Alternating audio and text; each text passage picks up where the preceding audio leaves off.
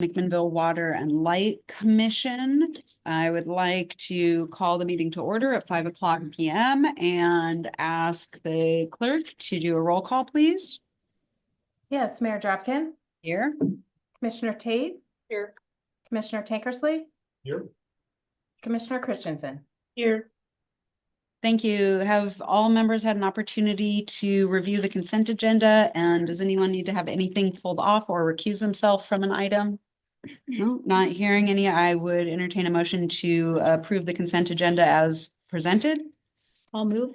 I have a motion from Commissioner Christensen Second. and a second from Commissioner Tankersley. All those in favor, please signify by saying aye. Aye. And those opposed say nay. And the consent agenda passes unanimously.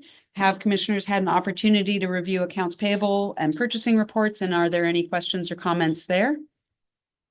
No. No questions, great. And then we will welcome up Brent Keller, our forester, to give our annual report. Nice to see you and thank you for being here. Thank you, Mayor. Yeah, the letter, briefly go over. Not a lot going on now. The next thing we'll do on this year's sales, we'll plant the 550 road #3 sale this winter. Of course, standard 401 will get harvested next summer. Finished up road brushing on the Haskins side of the watershed. They pulled out and we'll do the McGuire side in 2025. We got all our regeneration surveys completed. We'll talk about that as part of the annual report. And then we're laying out next year's sales currently. So I'll go ahead and start on the 2024 program review and 2025 program proposal. And start off by on page 2 there with a quick rundown of activities from this past year. Of course, reforestation's a big one. We planted almost 90,000 trees. About 2/3 of that was initial planting, and then the rest was interplanting. We determine what needs to be interplanted by these regen surveys. If you go to page 4, I've got an example map that we produce for all the regen surveys we do. So the bigger the circle on the map, the more trees were on that plot. We do 100-acre plots. So the bigger circles there, it looks like we probably had 6-7 trees on them. The X's had zeros. We're looking to have 300 trees per acre to consider it a passing survey. And so that one had 237, so we'll be back in there interplanting, and they'll just go through if it's in plant off of what's there. So there's areas where we won't need any trees. They'll just walk through and plant to an average 10-foot spacing. So we'll interplant that unit this winter, and then survey it again next fall. And if it's over 300, then we'll know we don't have to interplant it again. We'll keep surveying it until we get 2 passing surveys in a row. So that's how we keep tabs on that and don't let that get away from us, which is extra important in the watershed where we don't spray. So we don't have the ability to release seedlings that way. So we got to be right on top of it, getting trees in the ground and then making sure they get going. So that's an example of what we just finished up. And we generally do those like after Labor Day, or I'm sorry, probably more like the 1st of October through November to get those done. So we know if it's not that hard to get seedlings, and we generally have a lot kind of on tap, but it's kind of good to know what we're up against as far as planting, whether we're going to plant 50 or 80,000 or whatever. So we know that by the 1st of December. And then like today I was out there, there's 3-4 inches of snow. You couldn't do these surveys or plant the way it is now. So that's a little bit about reforestation from this past year. Back to page 2. Excuse me, Brent, just a quick question. Sure. So how much of that is from the weather and how much of it is from the site condition? Because I see a huge difference in this little plot of how much. I think it's probably more the weather and then browsing from deer and elk Okay. Thank you. than the site. although I guess the site plays into it, where we really struggle is on south slopes. The north slopes, especially the steeper it is, usually there's no interplanting. We Okay, have really like high survival, but, and I don't know if that was intentional or just coincidental, that a lot of what Bill did over the years was to the north. okay, And so I've noticed over the years, we're trending on more of these south slopes. At the same time, the, summer climate's gotten warmer, so great. Mm. the Okay. south slopes can be challenging, Thank you. but, so back on page 2, you see the timber sale summary, the 550 road number 3, and the 304-1 road, of course, will be harvested next year. But assuming the volume and value estimates are correct for that sale, the 2024 volume is a little over 5 million feet and a little over $3 million in income. So silviculture, although everything we do out there in a sense is silviculture, but in terms of like thinning or slashing, we didn't do any of that work this year. We'll resume that in 2025. More of the project money went into road maintenance, road brushing, and then a lot of development of the 500 to 550 road as part of that sale. So that's like a whole new road system now. We built a brand new road tying that 550 road together and rocked it, and so that's a nice improvement in that part of the watershed. So on page 3, some more activities from this year. We're working as we speak, working on wrapping up the inventory update. So all new inventory information that reflects all the harvesting, depleting the inventory from that, and then integrating the new cruise information and so on. And then that'll prepare us to do the actual valuation or appraisal of the watershed value. We did our annual customary northern spotted owl protocol hooting this year. Okay, so I chuckled.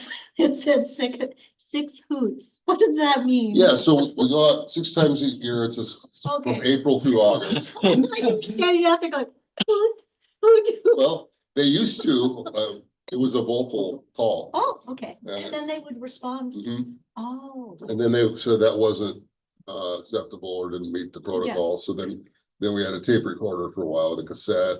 And that didn't work. So now we have a little machine that's got pre-programmed animal calls in it. So yeah. Okay. That's So we go out at night and we've got stations and do that. So But the voice hooting did work because Oh, yeah. we had an owl once and Bill Davison hooted it in for us on the tour and we saw the owl. that is cool. The visual is just delightful. Sorry. Yeah, when we're not out there hugging trees, we're hooting.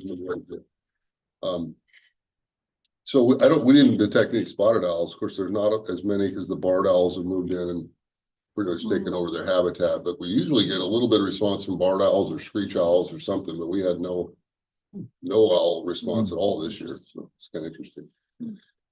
Extra projects, we had more extra projects than normal.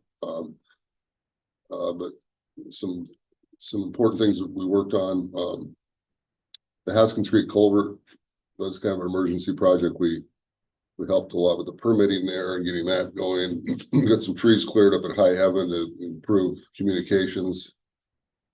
And then, as is always the case, working with the BLM on some of their projects that are in and around the watershed and through the watershed. Same with Weyerhaeuser. Worked with Water and Light, providing volume and value information from the sales for the audit. There's always a few treatment plant requests for hazard trees or different things. We take care of that. And then some other communications with adjacent owners like Hampton on certain things. And looking at current log market, that starts on page 6. You can see that graph of the last 20 years of sales. Our average price over that time is about $600. The Water and Light, if you consider it a public owner like the state or the Forest Service, is far exceeds their value. And a lot of it has to do with our flexibility. The management efficiency is greater. It's just it's the well-oiled machine as far as what we can do versus the state. So we do see that with the average values each year. And it's very high quality wood, tight grained, slow growing, larger size logs. So we get a premium. You know, I think if the market was zero for logs, we get $50 or $100 just based on the added value. So page 7, I talk about the markets. We dipped below the 10-year average as the market came down in the summer. Now it's come up some and kind of bottomed out, and then it's flattened out, and now it's starting to come up into the winter here. It's still a good price, particularly for stumpage sales. I've never seen it more distinctly, where I've always advocated to do stumpage sales. If you have this, if you're selling 1 million feet or more, you should do stumpage versus just selling the logs and hiring a logger and all that. But now it's really distinct where guys who won't even look at logs, but will bid competitively on stumpage sales. If you called up some log buyers, said, I've got 100 loads that I want to ship in the next month to you, they'll give you a price. Most folks are buying to some extent, but they're not really priced to want a lot of inventory in this market. But those same folks will bid competitively on the stumpage basis. So why is that? Because home starts are down, or what's the? Well, the market in general is down because of interest rates and housing, but if they can control the wood and the schedule that comes in, that's why the longer duration you can give them, that's more appealing too. That's why we're doing 1 2-year sale. But you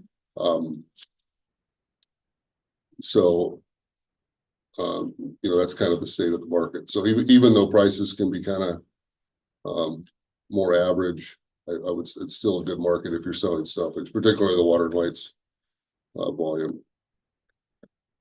So I'd you know, our average price this year was $622 for both sales. I'd anticipate something right in that range. I'm at kind of a wide range I'm predicting there, $450 to $650, but I'm pretty confident we'd be over $600 for stumpage again. We just sold a sale for the city of St. Helens, just 2.5 million feet a few weeks ago, and that was $606 from Interfor. So I think we're still in a good position to sell logs.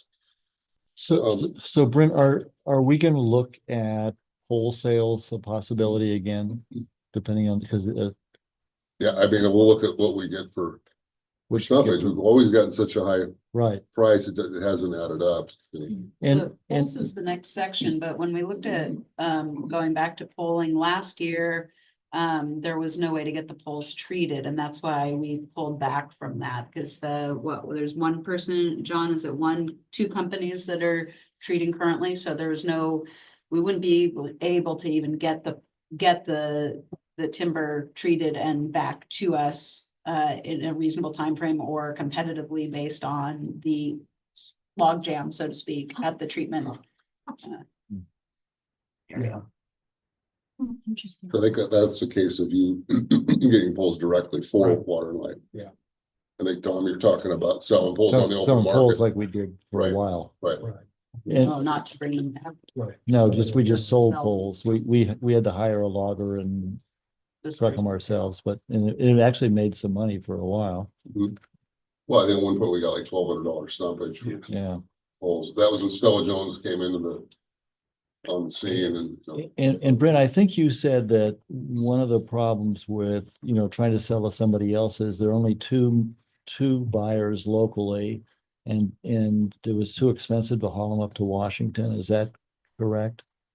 The prices have come down since now there's just Bell Pole and Stella Jones, but Stella Jones is right in Sheridan, so. Right, but weren't prices for a while higher in Washington, but you said we couldn't afford to haul up there. Yeah, that was the case for a while. That was yards.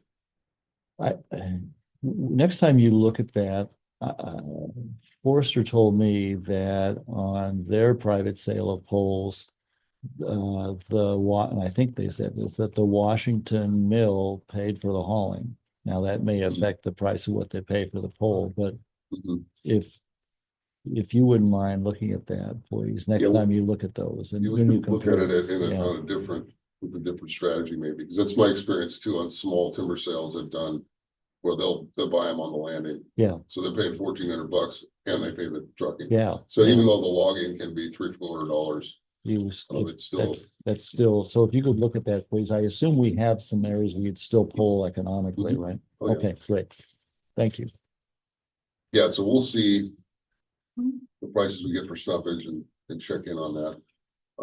And then I think we always wanted like if you're getting 600 for a regular stuffage sale, I think we kind of wanted to get set, we wanted like $100 Oh, sure. premium Yeah, because of the risk and the extra management. yeah, yeah, So- I agree with that. So in terms of recommendations, on page 8 here. You know, and I know Thomas kind of laughed because we've been talking about running out of big wood in 15 or 20 years for like 20 or 30 years. 30 some odd years, yes. But there's a graph coming up that'll show it, but break that out. We are down to like 700-800 acres of the larger, much older stuff. And so the strategy has still been to work in the older type in the stands that are declining the most. Because most of that older stuff is past its biological potential. It is declining. So So Brent, that makes sense to me if the stand's declining, but in terms of the mills contracting, I read in the paper this morning, I think, that the Forest Service is proposing to change their harvest to allow harvest of 100. Now, I don't know if it was in stands that have 120-year-old timber or of the 120-year-old timber. So let's keep an eye on that so too. that would because- change, you know, Yeah, there was more supply out there. but I couldn't tell from the story whether it was they have entry in the stands and it's just a thinning, a commercial thinning of this the newer stuff. But Mhm. if you could take a look at that, please. Okay. I know one or two large log mills closed down in that Roseburg area. I think D.R. Johnson closed. So, I mean, seven mills have closed this year in Oregon Wow. total. But at the same time, Stimson's expanding, SPI is doubling their production, so it's interesting. And this story did also talk about the Forest Service plan was proposing a larger cut, more volume, so that would help keep mills open and rural economies going. So, Yeah, that's an issue with supply, as I talked about here, between the new stream rules and then the habitat conservation plan in Oregon that, I mean, I think they estimate that HCP is gonna drop the state's timber sale or volume by like 20-25%. So there'd be even more pressure on private timber. So I think even in an average market, you're gonna see prices okay. propped up. It just isn't the supply. And then now there's all these new wood products, mass timber, and the big wood project at the airport and Yeah. wood skyscrapers. Well, that's great, but where's the material gonna come from? Right. So that kind of thing. So so on page 8 here towards the bottom, another thing to consider is fire mitigation. We cut along the power line there. And we need to keep an eye on what our neighbors are doing or not doing around the perimeter of the property, and feel pretty good about all the activity BLM's done, because that I think helps with some fire risk. So the old the original calculation, which I believe is still true, was that we're growing about 4.5 to 5 million feet a year in the watershed. So that's our sustainable harvest level. On a 70-year rotation. Another check on that is more than the volume, looking at the acres each year, that we don't exceed 1/70th of the property as an area control as well. So now that's a rolling average. I've got some graphs we'll look at, but that's definitely the goal is to be sustainable over time. So page 9.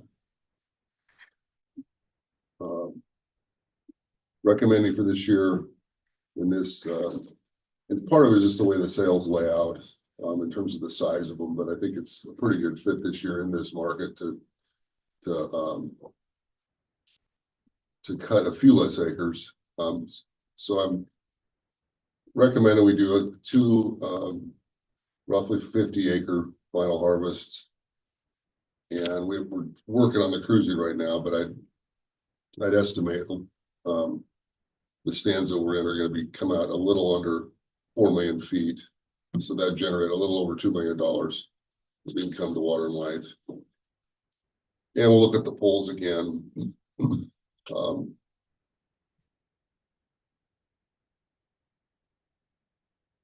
looking, and so this will be interesting on starting on page 11, we've got a little few pages of inventory here. You can see our annual harvest volume over time. 2023 was probably about as high a year as we've had, but that was because of that one stand we're working in and what made sense. That's the other thing, it can be a challenge, is to not get the units too big, but also we don't want to just artificially cut them off where it doesn't make sense. Well, that one got to like 65 acres. We did get a huge price on that one from Herbert. There's a lot of large logs in there. But so that was a kind of a spike there in 23, 24. So that you couldn't cut 6 million feet every year. But we're looking over time at what we're doing. We cut, about 5 million feet represented this year. So our average annual growth between 4.5 to 5 million, and we're a little over that now for the last 20 years. So cutting 3 million feet this year, I think will be a good fit as far as keep maintaining this rolling average sustainable level. And then you can see annual harvest revenue. Again, 2023 was a spike there, but about $3 million a year on average. 2009, we didn't do any snapper sales. That's all pole volume there, that $1 million. And that was tricky because there's no log market, so they had to be tree length poles. We weren't, like, we had a rule, you couldn't leave more than like a 4-foot chunk off the butt. Trying to ship because normally you make a lot of logs making poles, but that year we couldn't. So that's the dip that's shown there. And then on page 12, I've generally just reported like 60 plus. I've had all those age classes run out and then had one big barn that was 60 plus. Well, this year I broke it out, so it's a little more resolution. You can see even the 100 plus year age class were probably 800-900 acres there. So I think that 31 to 35, I don't think we were harvesting a ton at that time, but I think a lot of that was Willamette land. It's acquired with the dam raise. And so I think we got a lot of recently cut land at that time. That just was a quick guess when I'm staring at that, because I don't think we were cutting 200 acres a year 30 years ago or 5 years. I don't. So that would have been before the dam raise. So I think there was BLM ground we bought, wasn't it? what was it, BLM? I'm not think- sure. Sort of just before I started, they bought some BLM land. Okay. And it was bought with subject to the BLM right to sell the logs off of it. So that's why that would have been that range of time, I think. I think that's right. It came with, like, I think it was timber rights. So So starting on page 14, I've got proposed activities and kind of just a breakdown of the individual alternatives and then the cumulative value of them. If we had no market, we might do some salvage on its own, but generally that salvage just goes with the sales. But I did break it out there. So for the full program, it'd be about 4 million feet and a little over $2 million in income. A little more detail on starting on 15 of the 2 sales. The 350 Boundary Road sale would be the 2-year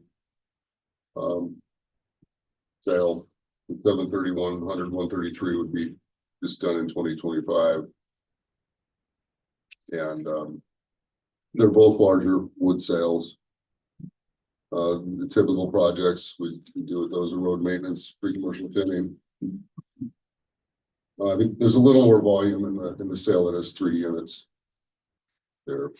Is the pre-commercial thinning nearby? Is that, Mhm. it's not in this stand, of course, because you're harvesting the stand, but it's nearby stand. Okay, Mhm. great. Thank you. And we talked about salvage there on page 16, and that's a function. See, Weyerhaeuser doesn't have a salvage program because it's all a function of this older timber we have and larger trees blowing over and dying. So we don't capture all that value. So there's certainly snags and kind of thing out there for wildlife. But we try to capture what we can. So are these adjacent? These, the sale number 2, excuse me. Are those adjacent to each other, those plots? If you go to page 18, there's a map. 18 and 19 show kind of the layout of them. So, and again, we're trying, one of the kind of self-imposed constraints is what I call enhanced green up. So we're trying to, we don't want the moonscapes out there. We don't want to just cut and then it grows up to the legal height and then cut next to that. So we're moving around. So we're trying to, so that's why you can end up this year where it's like, well, I'd like to cut that, but we just cut next to it. So that kind of has to wait 5, maybe even 10 years to get. So we're not opening up real big openings across the watershed as much as we can avoid. So, so back to page 17, I kind of run through the, I think we all know how this works with put it out for bid, and then it's a sealed bid opening, and then the stumpage sale, the longer time frame is pretty much the same. It's just we would manage it the same as our normal sales, where they've got seasonal limitations and weather restrictions. They just get 2 seasons. They don't get 2 full years year round. I mean, they can't be out there in December, January. Sometimes we've had things run later, but by design, they need to be working in the season. So, And Brent, is this different than the system you suggested we set up maybe 5 or 10 years ago? The one we've been using where they have the option of harvesting this year or next year? Is what you've said you're different than that? no, this is the same. The same thing. Okay, great. This is what Thank we've been you. doing. I thought it was, but I wanted to make sure. Mhm.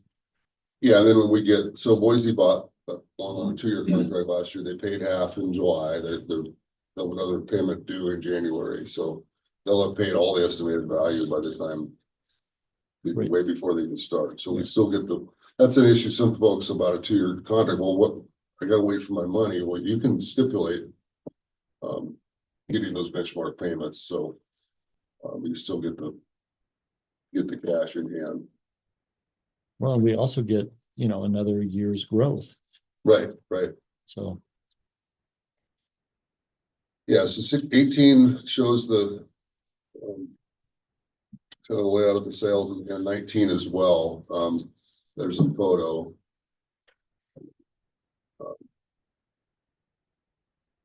Shows the layout. I think that some of it might be cut off there, but yeah, there we go. So the red or dark orange one, that's be the 2-year sale. That's right on along the Rock Road.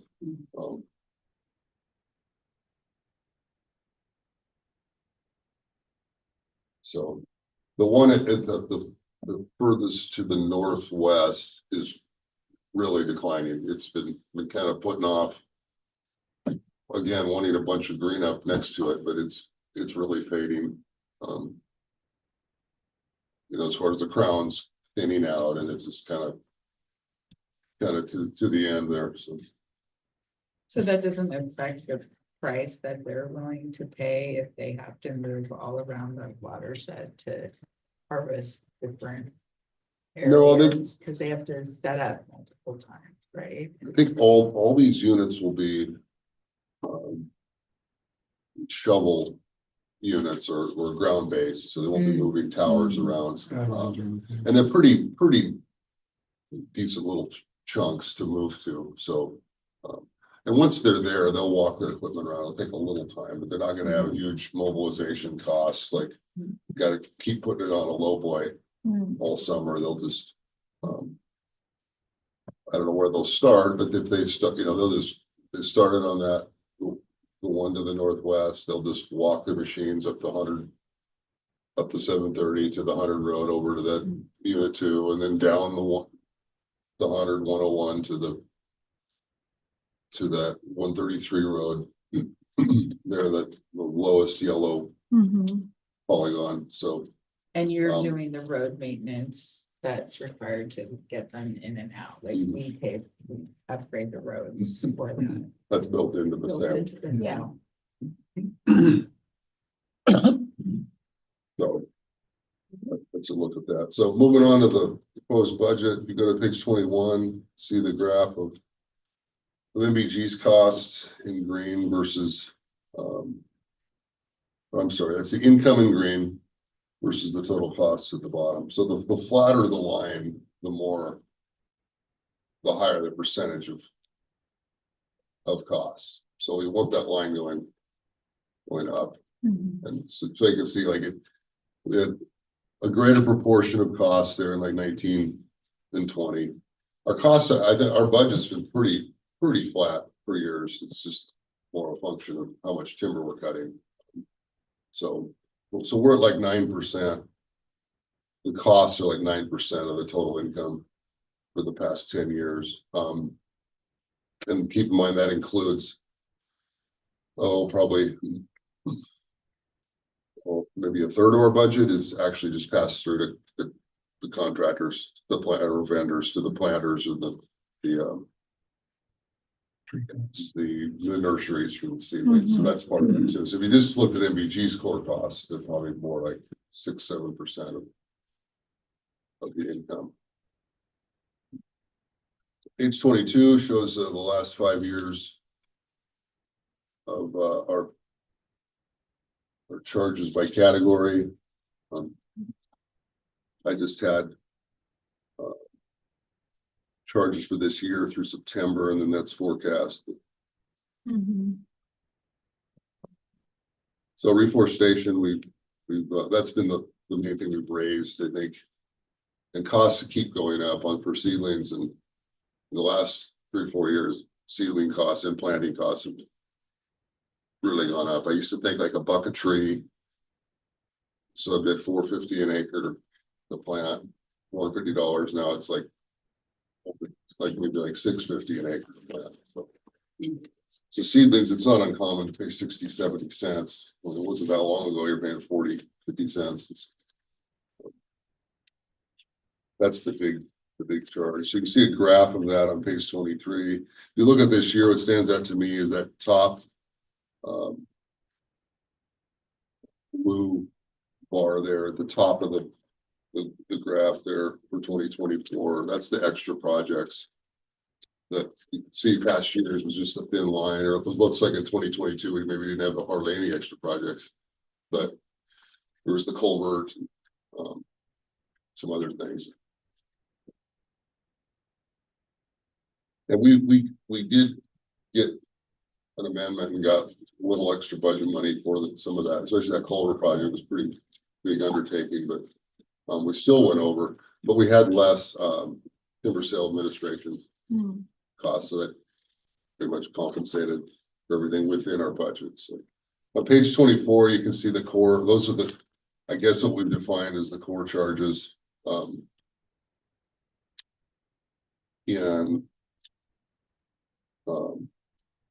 I maybe could revise this to just pull, because I know some of the tree farm maintenance is MVG charges, but all the owl and most of the extra projects could probably go back in there. But it does show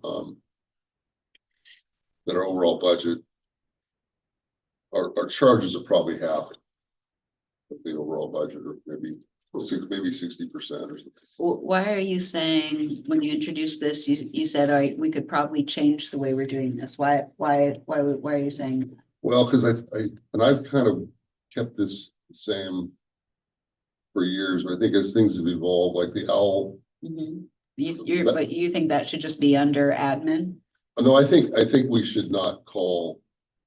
I think there's core charges that aren't shown on here, because we're doing all the owl monitoring is our charges. It used to be a contractor. I think it used to be a contract, so that just stayed, that needs to go back in. And extra projects, that's mostly MVG charges.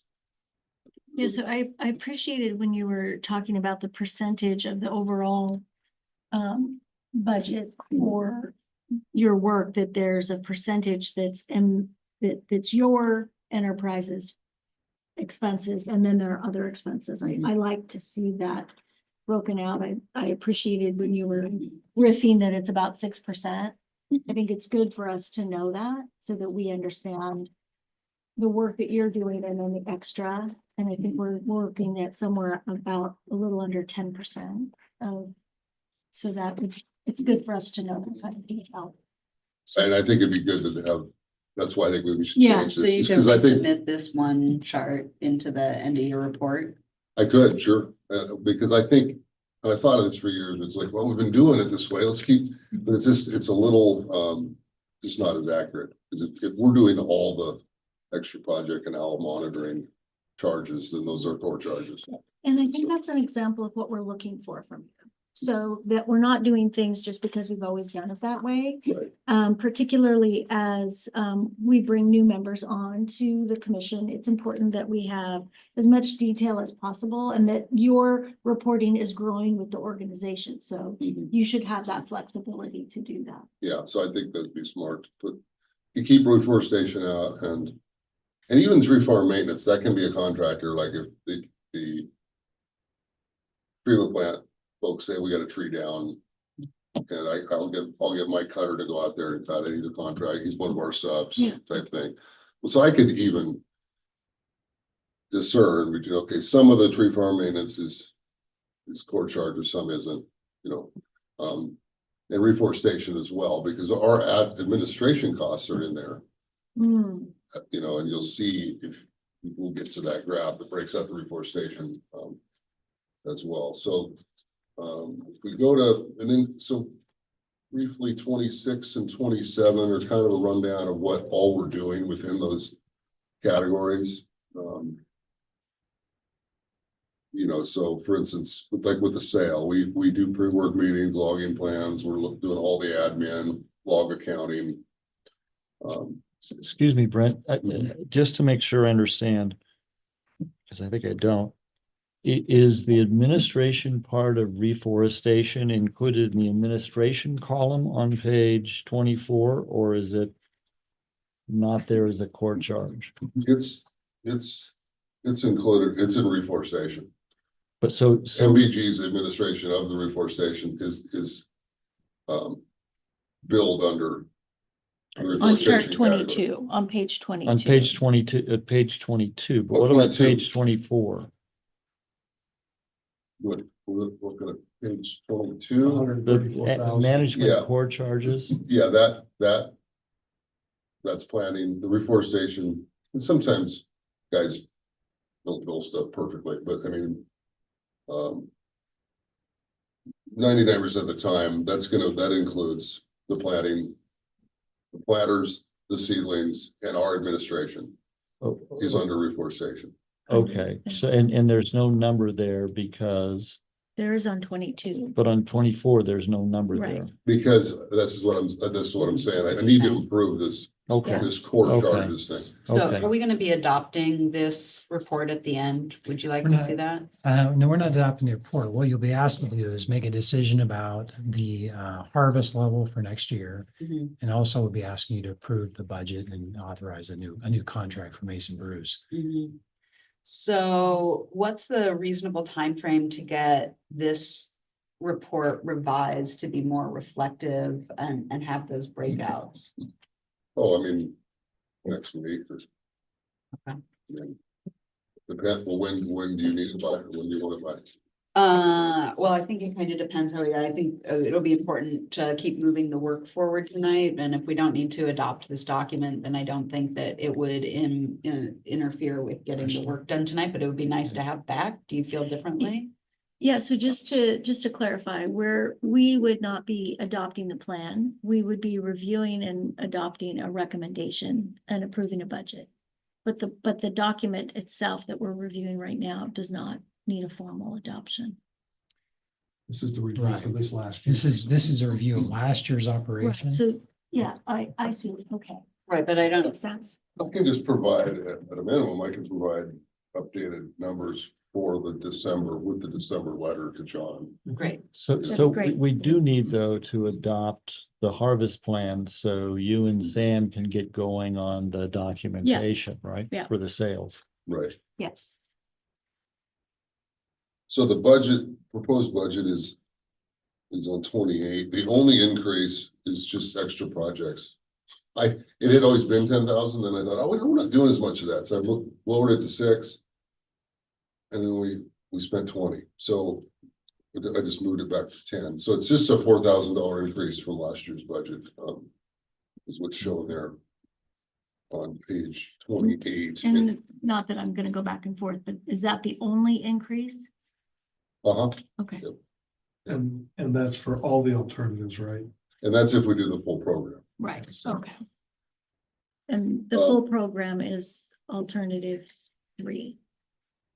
And then on 29, that tells the story there.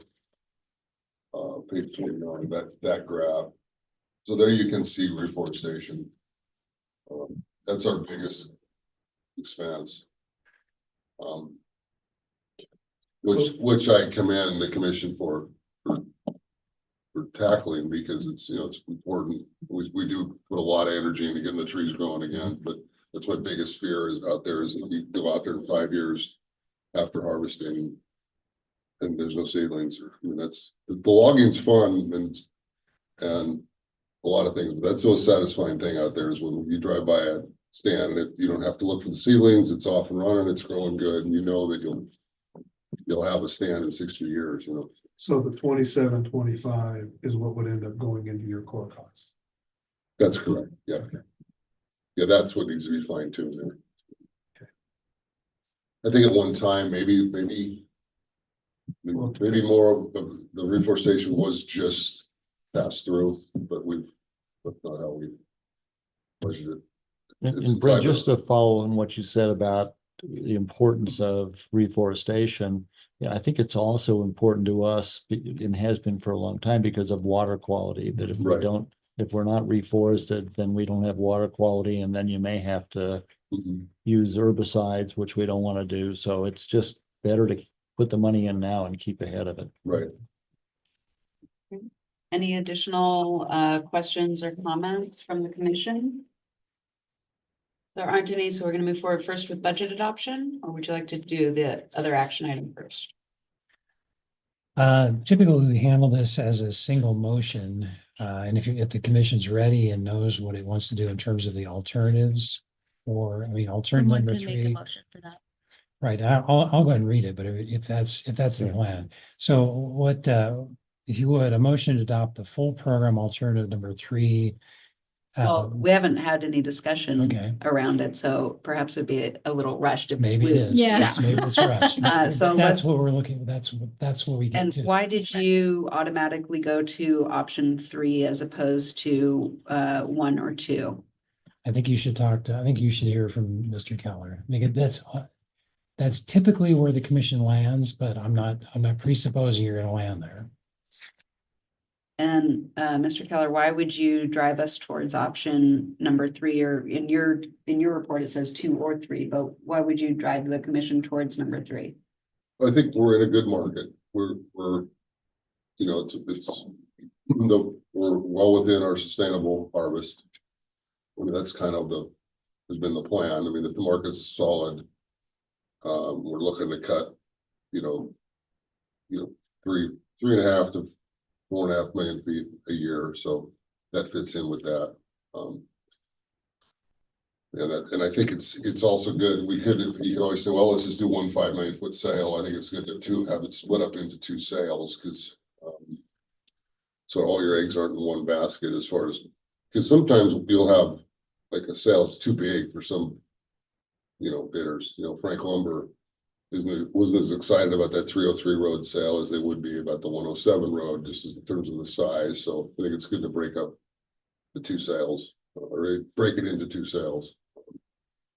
But So one other, and I'm not trying to put words in your mouth, but I think the other item would be the decline of the.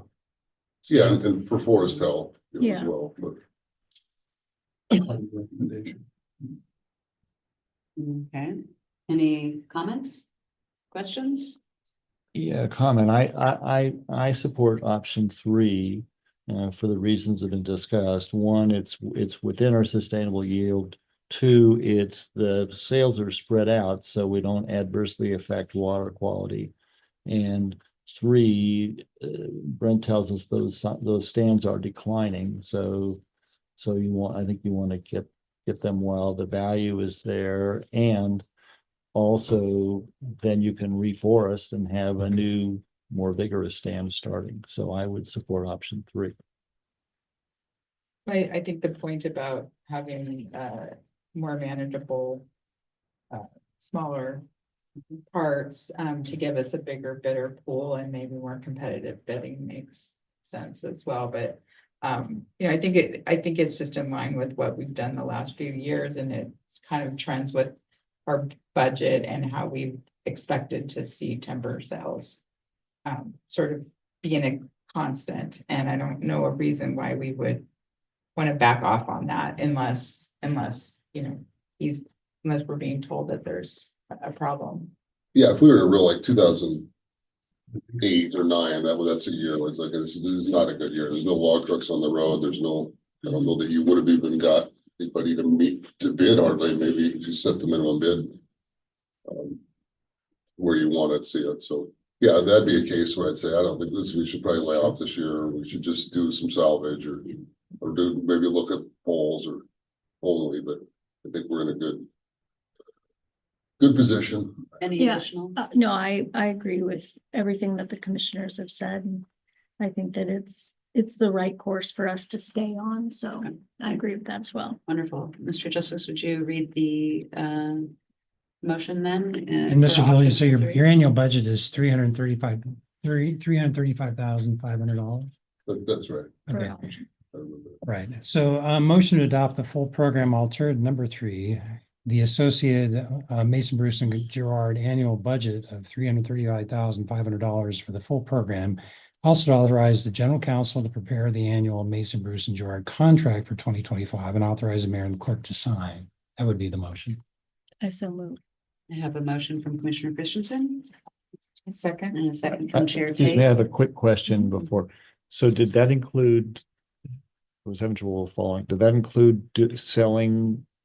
authorizing you to prepare the sale documents as well? As that a separate motion? Well, the sale documents will become back to you after we do the bids and we come back to it for approval. No, but to prepare the documents to put the sale out for bid. I didn't say that. Yeah, I don't typically, we do that. No, it's kind of assumed we're gonna do that. I mean. Okay, it- so when we adopt option 3, it just assumes you're gonna go ahead and do we- advertise and do we all seek that, right? I don't remember seeking authority. We don't This is typically this- seek. yeah, Okay, once you we just have go ahead this, and- then We'll do it. You'll offer We'll this, do it. That'll be part of the contract. and we'll Okay. do it. and then you'll go ahead and set the sale up and advertise it and all that. And we'll That's come part back of to you. what we're doing here. Okay. Right. Thank you. Any additional Sure. discussion? So that'll go out in January. Yeah. We'll open bids in February, the Wednesday before the February commission meeting. All right, I have a motion and a second on the table. All those in favor, please signify by saying aye. I And those opposed say nay. And the motion passes unanimously. Thank you very much. Thank you. Nice. One thing I should have mixed in, I'll say real fast, is this year's sales are not affected by the new stream rules. Which is something just how it worked out. I mean, we're trying to avoid it. They don't happen to have water that requires extra buffering. So Oh, okay. that's something over time we'll track It's kind of interesting to see. It's going to affect things, you know, So the rules apply, they just don't affect these this. particular unit. Okay, great, thank you. Thank All you. right, thanks a lot. Thank you very much, and I would welcome up Mr. Dunmeyer, Finance Director.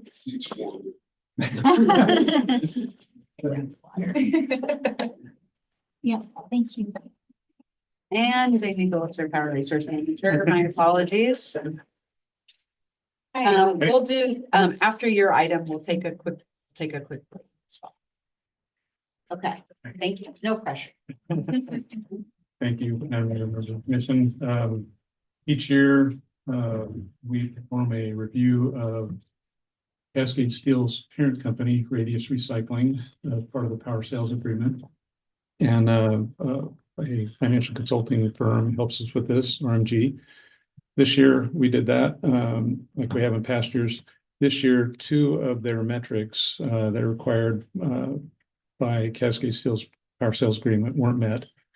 The backdrop of that is really, I think the biggest contributor is the higher interest rate environment that we've been in for the last couple of years, has driven demand down, created increased competition in the metals market.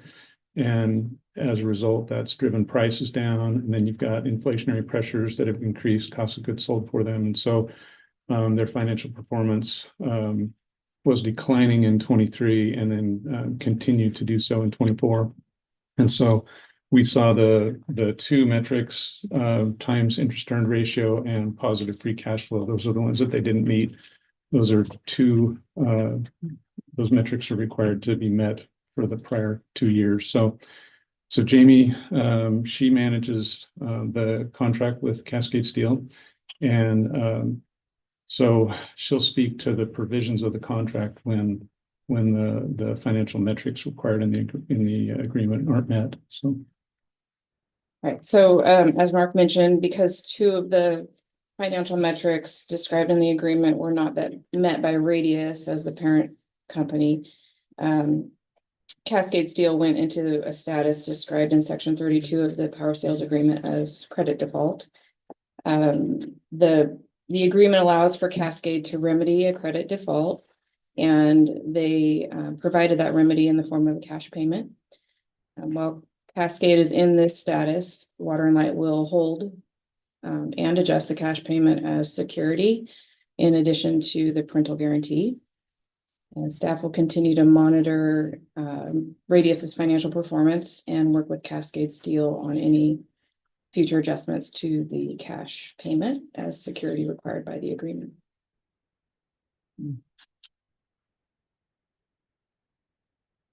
Did you get any, sorry, No, I, Sure, Tate. I'm sorry. Did you meet in person with them? We did, we met, well, virtually. Yeah, sorry, not in person. A couple of times. So we had some multiple conversations about the terms of the agreement and the remedy options. Did you have to bring it up to them, or were they proactive in knowing they had a situation? They were proactive. And what did they say? What did they say about where things are heading for them? Did they give you any indicators? They No. did not. No. So this year was hard, but we don't know where that's going. And usage, I mean, we're also greatly impacted when they're not producing, right? Not just in this way, but like we have usage is down, right? For And load. yeah, For- load.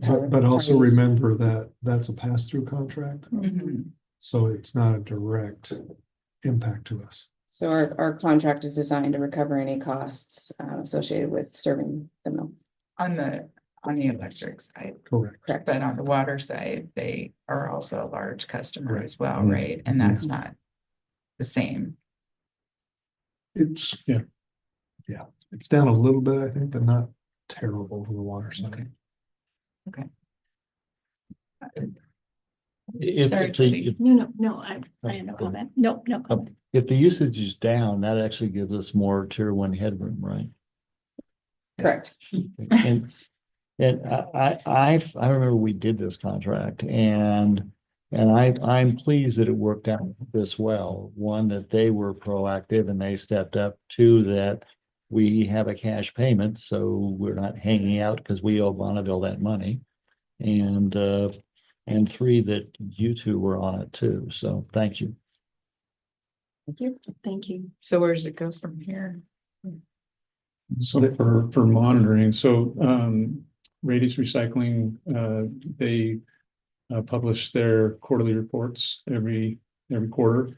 We actually watched those all this year, each quarter, and we'll continue to do that. They have a fiscal year end of August 31st, so every 3 months they publish their results, and so we'll look at that. Our consultant helps us with that, looking specifically at those metrics, and those metrics kind of help us see how they're performing. So let's continue to monitor it, watch it. Thank you. Thank you so much. Thanks for the report. All right, it is 5:56 PM. We're gonna take a 10-minute break and see you back here. Thank you.